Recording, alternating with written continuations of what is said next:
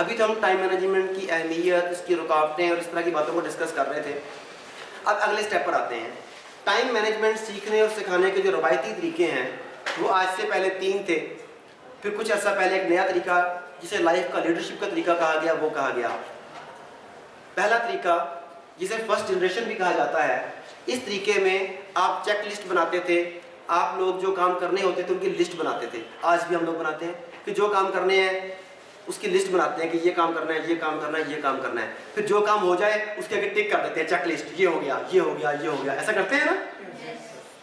ये सबसे पहला तरीका था जब हम लोगों ने टाइम मैनेजमेंट शुरू की, जब हमें टाइम की अहमियत का एहसास हुआ, जब हमने अपने टाइम का बेहतर इस्तेमाल करने का फैसला किया, हमें पता लगा कि टाइम ज़ाया बहुत हो जाता है, चीज़ें भूल जाती हैं, चीज़ें मिस हो जाती हैं। हमने काम किया, हमने ये काम किया कि हमने नोट्स और चेक लिस्ट बनानी शुरू कर दी। इससे बहुत फ़ायदा हुआ, मगर एक नुकसान हुआ। नुकसान ये हुआ कि हम स्टेप बाय स्टेप क्राइसिस में उलझते गए। वो कैसे? मसलन आपने आज के दिन के लिए 10 कामों की लिस्ट बनाई, 2, 3, 4, 5, 6, 7 काम कर लिए। 7 हो गए, डन हो गया, 7 तो हो गया, चलो शुक्र है, वरना ये भी नहीं होते थे। अब जो बाकी के 3 काम थे ये कहाँ गए? ये अगले दिन की लिस्ट में ऐड हो गए। अब अगले दिन के 10 और 3 पिछले दिन के, ये हो गए 13। तो पहले दिन में तो अपने 7 काम किए थे, अब आपने बहुत जोर लगाया, जल्दी काम करने की कोशिश की, चलो 8 काम कर लिए, मगर अब काम कितने थे? 13। फिर बाकी 5 बच गए, अगले दिन के 15 हो गए, अगले दिन के फिर और बढ़ते जाएंगे। स्टेप बाय स्टेप आदमी क्राइसिस में उलझता जाता है।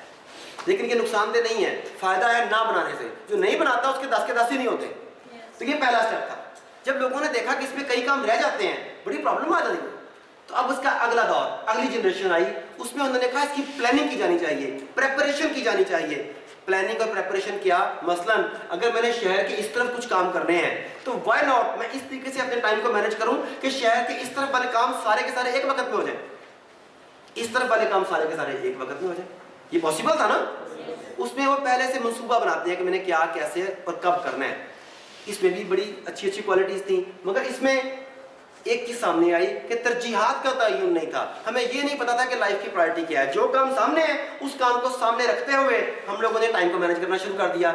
इन साहब ने आए, इन्होंने कहा कल का टाइम चाहिए, मैंने लिख दिया 10 बजे। उन्होंने कहा मुझे शाम का चाहिए, मैंने शाम का लिख दिया, मगर ये नहीं सोचा कि मुझे इनसे मिलना भी चाहिए कि नहीं। इसमें तरजीहात का तयन नहीं था। अब थर्ड जनरेशन आई, उन्होंने कहा मनसूबाबंदी तो करो, मगर तरजीहात के तयन के साथ लाइफ को अपने कंट्रोल में लेके आओ। जो मर्जी आके आपको फोन करके आपका टाइम जाया करे, जो मर्जी घर पे आके पीछे बढ़ जाए, आपके ऐसा नहीं होना चाहिए। दिस इज योर लाइफ, आप इसकी प्लानिंग करें अपनी तरजीहात के मुताबिक। इसके मुताबिक काम करना शुरू किया। अब उसमें प्रॉब्लम सामने इसमें भी आ गई। ये सबसे अच्छा था, मगर प्रॉब्लम ये सामने आई कि इसमें चूंकि आपने अपनी तरजीहात का तयन सबसे पहले रखा हुआ था, आपके गोल सबसे इंपॉर्टेंट थे, तो इसमें आपके कई करीबी दोस्त, कई करीबी अजीज, कई करीबी रिश्तेदार सफर कर रहे थे। वो आते हैं, आप कहते नहीं नहीं मुझे तेरी जरूरत नहीं है, वो कहते बड़ा सेल्फिश आदमी है, किसी मिलता ही नहीं है, बड़ा खुदगर्ज है। फिर चौथी जनरेशन आई जिसे कहते हैं लीडरशिप, अपनी जिंदगी को खुद लीड करना। उसमें मेन थीम ये था कि लोगों की अहमियत शेड्यूल से ज्यादा है। शेड्यूल बनाए, दैट्स वेरी गुड, मगर लोग शेड्यूल से ज्यादा इंपॉर्टेंट। लोगों की खातिर मकसद को ना बदलें, मगर शेड्यूल को अगर आगे पीछे किया जा सके तो लोगों को उसकी गुंजाइश दें। वक्त को अपनी मर्जी के मुताबिक, अपने मकसद के मुताबिक इस्तेमाल करें। सॉरी, गलत हो गया, मर्जी नहीं मकसद। इससे पहले यह था जब आप टाइम मैनेज नहीं करते थे तो आप टाइम को अपनी मर्जी के मुताबिक इस्तेमाल करते थे। मेरी मर्जी जब मर्जी उठूं, मेरी मर्जी जहां मर्जी जाऊं, मेरी मर्जी जिसे मर्जी मिलूं, मेरी मर्जी जो मर्जी करूं, मैं तो आजाद आदमी हूं। हम इससे पहले वक्त को अपनी मर्जी के मुताबिक इस्तेमाल करते थे, मगर लाइफ की लीडरशिप कहती है वक्त को मर्जी के मुताबिक नहीं, वक्त को मकसद के मुताबिक इस्तेमाल करो। जिंदगी बामकसद होगी तो जीने का मजा आएगा ना। तो ये कहते हैं कि वक्त को मर्जी के मुताबिक नहीं, वक्त को मकसद के मुताबिक इस्तेमाल करो। फिर चौथे दौर में एक और चीज ऐड की गई, चौथी जनरेशन में, कि पहले तीनों जनरेशंस की बेस्ट चीजों का इस्तेमाल किया गया। अगर लिस्ट बनानी इंपॉर्टेंट है तो लिस्ट भी बनाई जाए, प्लानिंग भी की जाए, तरजीहात का तयन भी किया जाए, ताकि जब तमाम जनरेशंस की बेस्ट चीजें इसमें आ जाएंगी तो हम ज्यादा जल्दी से, आसानी से कामयाब हो सकेंगे। यही होगा ना? और ये सब इसलिए किया जा रहा था कि हम अपनी जिंदगी को बामानी, बामकसद और बैलेंस्ड, मुतवाजन बनाना चाहते थे।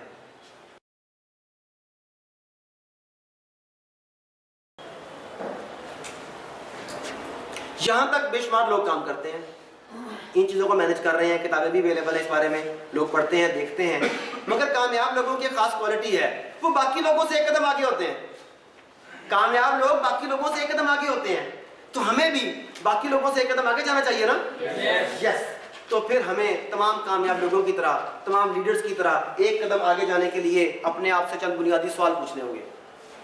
अपने आप से पूछिए और जवाब दीजिए कॉपी के ऊपर, इसका जवाब दीजिए कॉपी के ऊपर। क्या आप आने वाले कल के कामों की आज फहरिस्त बनाते हैं, मंसूबाबंदी करते हैं? फहरिस्त तो बना ली, मंसूबाबंदी भी। क्या आप आने वाले कल के कामों की मंसूबाबंदी आज करते हैं?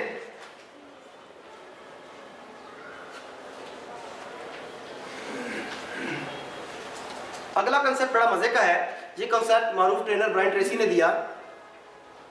वो कहता है, उसकी थ्योरी का नाम है eat the ugly frog first.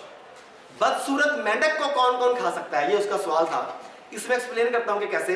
वो कहता है कि खाने की टेबल हो, उसमें तरह तरह के वो तमाम मनपसंद खाने पड़े हों जो आपको खाने अच्छे लगते हैं, बहुत पसंद हैं, और वहीं पर एक इंतहाई बदसूरत मेंढक एक प्लेट में रखा हो और शर्त हो कि वो भी साथ खाना है। मतलब सारे खाने हैं जो आपका दिल करे, मगर वो मेंढक खाना जरूरी है, बाकी जो मर्जी करें। तो कुछ लोग ये करते हैं कि वो कहते हैं मेंढक अच्छा पहले चिकन तो खा लूं, जेन में मेंढक, यार मेंढक भी खाना पड़ेगा, बिरयानी खा रहा हूं, यार मेंढक भी खाना पड़ेगा, बाद में कोफ्ते, यार मेंढक भी खाना पड़ेगा। वो सारा खाना खाते हैं और जेन में साथ साथ मेंढक रहता है। कुछ लोग ये करते हैं। कुछ लोग कहते हैं कि यार अगर खाना जरूरी है तो मेंढक खत्म करो ना पहला। वो मेंढक पहले खत्म करते हैं, फिर कहते हैं खत्म, अब लाओ क्या क्या लाना है। दो तरह के लोग होते हैं ना। वो कहता है कि can you eat the ugly frog first? क्या आप नापसंदीदा कामों को पहले कर सकते हैं? आपने जिंदगी में बेशुमार काम करने हैं, उनमें से कई काम नापसंदीदा हैं जो आपको करना कतन पसंद नहीं है, मगर करने पड़ते हैं। अब आप उस काम को पेंडिंग करते रहते हैं, डिले। अच्छा करिए कर लूंगा, दोपहर को कर लूंगा, शाम को कर लूंगा, जुमे को कर लूंगा, इतवार को कर लूंगा, अच्छा टाइम मिलेगा तो कर लूंगा, अभी सो के उठूंगा तो कर लूंगा। कुछ लोग ये करते हैं, और कुछ लोग पता है कि करना तो है ना, तो वो पहले करके जान छुड़ाते हैं। आप क्या करने वाले हैं अपना जवाब देख लें, ताकि आपको पता लग जाए कि आप कहां खड़े हैं। क्योंकि उस काम को अवॉइड करने से तो जान नहीं छूटेगी। ये मत लिखिएगा कि आप क्या करना चाहिए, चाहिए नहीं लिखना, जो करते हैं वो लिखें, चाहिए तो पता लग जाएगा अभी खुद ही। आगे चलते हैं। आप में से कितने लोगों को चोरों से मोहब्बत है? माशाल्लाह जी, जबरदस्त चोर है। किसी को नहीं है? अच्छा एक बात बताएं, आप में से किस किस के पास असलहा है घर में? Very good. चलाना भी आता है? किस तरह से? मैंने बेशुमार लोगों को चलाना चलाते देखा है, असला चलाते, पता है कैसे चलाते हैं? पिस्तौल इधर, मुंह इधर, आंखें बंद, फायर कर रहे होते हैं। मतलब वो उस असले को देख भी नहीं पा रहे होते कि जो फायर कर रहे हैं वो। ऐसा चलाना आता है कि सचमुच का चलाना आता है? सचमुच का चलाना आता है। That's good. अच्छा फॉर एग्जाम्पल आपके घर में चोर आ जाएं, डाकू आ जाएं, आपके पास असलहा भी है, जुर्रत भी है, मुहारत भी है और असलहा भी है, आप उस चोर को जा लेने देंगे कि उसे पकड़ लेंगे, मारेंगे, सजा देंगे? पकड़ लेंगे ना। ओके। दूसरी सूरत, आपके पास असलहा नहीं है लेकिन जुर्रत है और ऐसा मौका भी है कि आप चोर से भाग सकें, तो कुछ लोग तो करेंगे कि चोर को देख के असला नहीं है, हवास उनके बहाल हैं, वो भाग के किसी कमरे में जाके दरवाजा बंद कर लेंगे, पुलिस को फोन करेंगे, शोर मचाएंगे, चोर चोर चोर। कुछ लोग जो बहुत ही बुज़दिल होंगे वो देखते ही चोर को बेहोश हो जाएंगे। ऐसा ही होगा ना। तो आप लोग बेहोश होने वाले हैं कि जान छुड़ा लेंगे अपनी?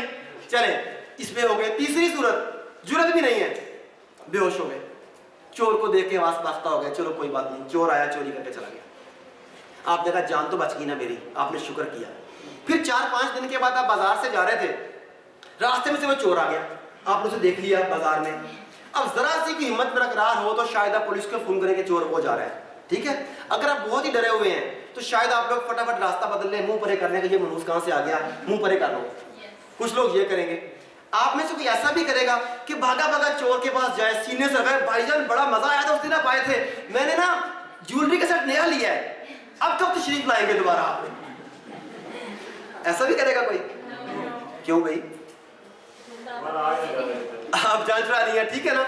अच्छा, लेकिन वो वक्त जो वक्त चोर करते हैं, जिसने सोना चोरी किया, पैसे चोरी किए, आपने कहा कि वक्त खर्च करके वो कमाया जा सकता है। और वो लोग जो आपका टाइम चोरी करते हैं, खा वो खाला है, खा वो मामू है, खा वो कोई दोस्त है, खा वो कोई मोहल्लेदार है, वो लोग जो टाइम स्टीलर्स हैं, आप लोग उनके साथ क्या करते हैं?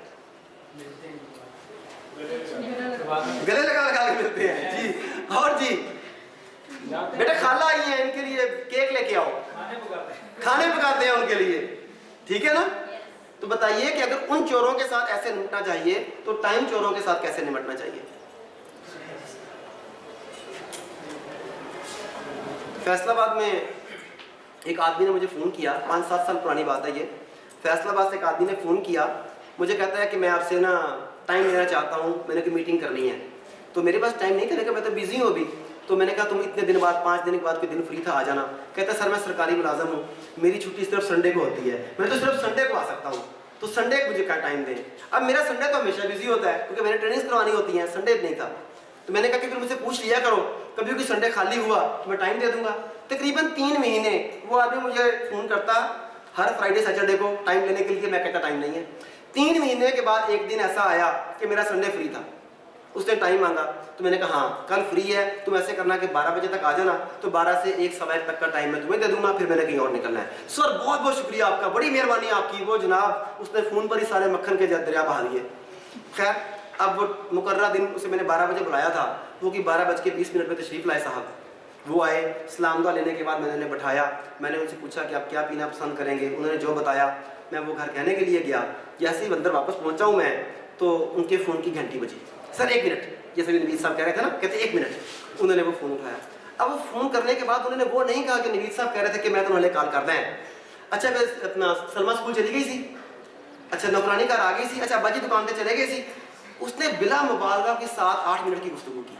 और मैं देख रहा हूँ यार ये बंदा कर क्या रहा है मेरे साथ। खैर उसके साथ वो मामला हुआ, फ़ोन ख़त्म हुआ। अच्छा सर तो मैं सर फैसलाबाद में आया हूँ, मैं ना इंश्योरेंस का काम करता हूँ, तो मेरे कमरे का वो नॉक हुआ, मुलाज़िम ने नॉक किया, उसने वो चाय कॉफ़ी रखी ला के, उसे वो सर्व की, उसने बात शुरू करने लगा, फिर कॉल आ गई उसकी। उसने फिर की 5-6 मिनट की कॉल सुनी, फिर मुझसे बात स्टार्ट करने लगा, फिर एक कॉल आ गई। अब मुझे गुस्सा आ गया। जैसे ही उसकी ये कॉल आई दोबारा, तीसरी कॉल, मैं उठा और मैं अपने कमरे से बाहर जाके ना साइड पे जाके बैठ गया, दूसरे कमरे में जाके बैठ गया। अब मुझे उसकी फ़ोन की आवाज़ें आ रही हैं, जो फ़ोन कर रहा है उसकी बातें भी आ रही हैं, आवाज़ें सुन रहा हूँ मैं। उसने वंस अगेन कि 7-8-10 मिनट का फ़ोन किया। जब उसका फ़ोन बंद हुआ तो मैंने घड़ी देखी तो 12:55 हो चुके थे।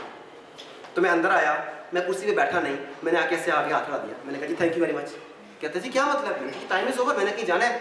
कहता सर मैं फैसलाबाद से आऊँ, मैंने आपसे मिलना था। मैंने कहा नहीं आप फ़ोन सुनने आए थे, आपने सुन लिया है, मैंने भी और काम करना चाहते।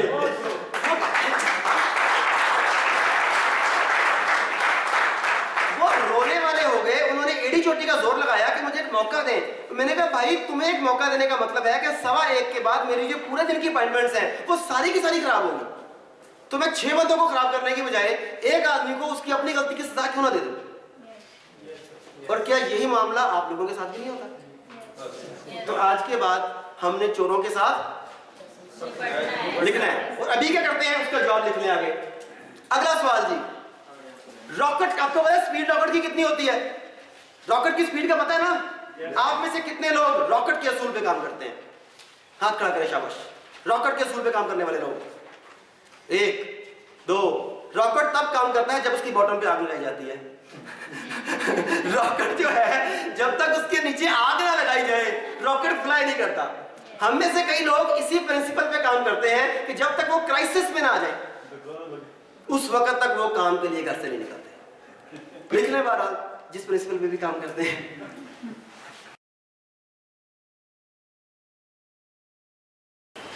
राइट जी, ये देखने के लिए कि वक्त की बेहतर तंजीम कर पाते हैं कि नहीं कर पाते, वो जो सवाल चल रहे हैं उसका अगला सिलसिला, क्या आपके काम की जगह साफ सुथरी और मुनज़्ज़म है? क्या आपके काम की जगह साफ सुथरी और मुनज़्ज़म है? आपको पता है कि कौन सी चीज़ें कहाँ पड़ी हैं, कौन सी चीज़ कहाँ से उठानी है? क्या आप दिन का एक हिस्सा सोचने, तख्लीक करने और मनसूबाबंदी करने में सर्फ करते हैं, या गधे की तरह सिर्फ काम काम और काम ही करते हैं? मनसूबाबंदी करते हैं कि नहीं करते? सोचने में टाइम सर्व करते हैं कि नहीं करते, अपने मुस्तकबिल को तख्लीक करने के लिए टाइम स्पेंड करते हैं या नहीं करते।